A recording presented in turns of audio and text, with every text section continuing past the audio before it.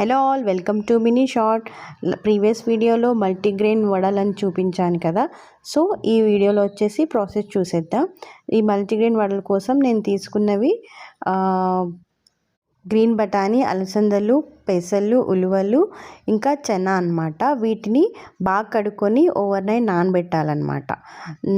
Next day morning water అన్ని తీసేసి వాటిని ఒక క్లాత్లో గట్టిగా కట్టేసి పెట్టాలి. సో స్ప్రౌట్స్ అనేవి మంచిగా ఫామ్ అయిపోతాయి.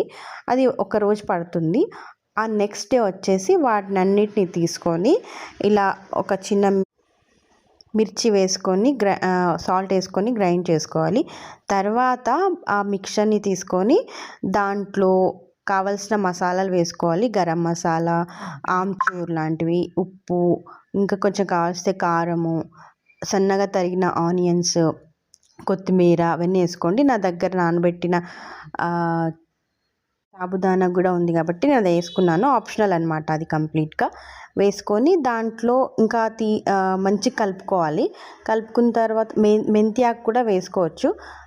తర్వాత వేసుకొని కలుపుకున్న తర్వాత లాస్ట్లో ఇంకా ఫ్రై చేస్తున్నాం అన్నప్పుడు దాంట్లో కొంచెం ఇడ్లీ రవ్వ కానీ సూజీ రవ్వ కానీ వేసుకోవాలి. వేసుకొని మంచిగా వేడెక్కిన ఆయిల్లో ఇంకా ఇలా నేను వీడియోలో చూపించినట్టుగా ఒత్తుకొని ఫ్రై చేసేసుకోవడం. ఇవి ఫ్రై అవుతున్నప్పుడు చిన్న ఫ్లేమ్ సిమ్లో పెట్టుకొని ఫ్రై చేసుకోవాలి. అయితే లోపల కూడా కుక్ అవుతుంది అనమాట.